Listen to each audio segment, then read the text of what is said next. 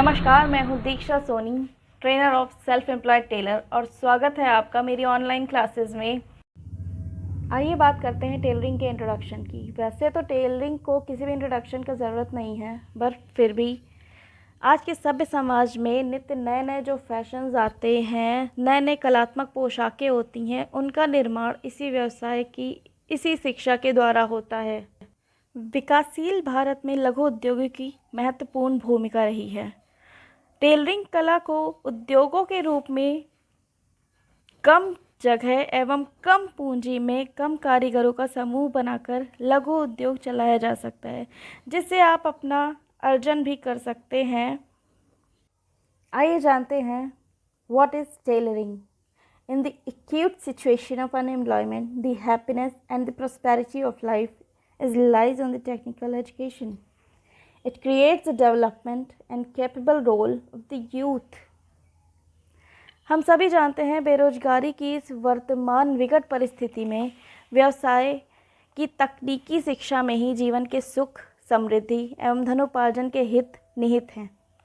आज के भौतिक एवं वैज्ञानिक युग में समाज शिक्षा की अपेक्षा तकनीकी शिक्षा को महत्व अधिक देने जाने लगा है, जो युवाओं में विकास एवं सक्षम भूमिका का निर्माण करती है। जहां उनको समाज का एक सर्वनागरिक बनाती है, वहीं धनोपार्जन के अनेक अवसरों को प्राप्त करने के योग्य भी बनाती है।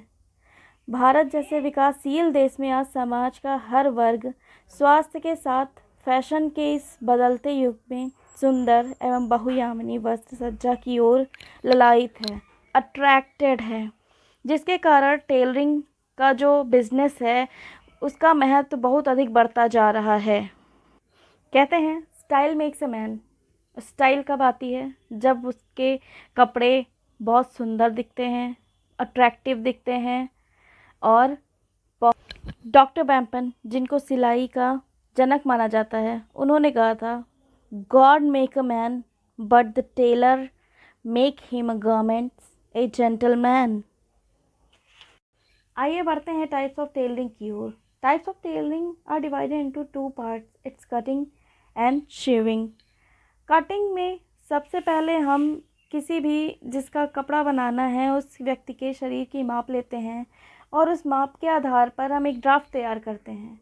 ड्राफ्ट को तैयार करने के बाद कपड़ों पर अच्छे से निशान लगाते हुए, दबाव रखते हुए वस्त्रों की कटिंग करते हैं और कटिंग प्रक्रिया पूरी होने के बाद हम शेविंग की ओर बढ़ते हैं।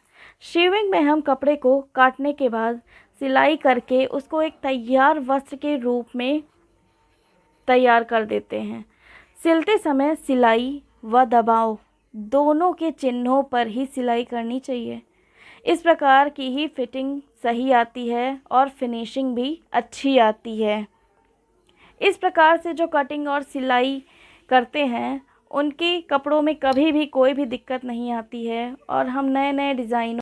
इस प्रकार से हमने जाना कि टेलरिंग का हमारे जीवन में क्या महत्व है, किस प्रकार से कटिंग करनी चाहिए, किस प्रकार से उसकी शेविंग करनी चाहिए और शिक्षा के क्षेत्र में टेलरिंग का क्या महत्व है, वो हम सभी ने जाना।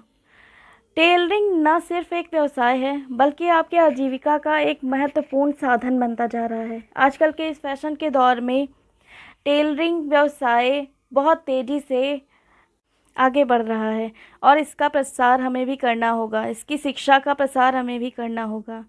आज की क्लास में बस इतना ही। आगे की क्लास में मैं आपको इसकी हिस्ट्री बताऊंगी। अभी के लिए थैंक यू।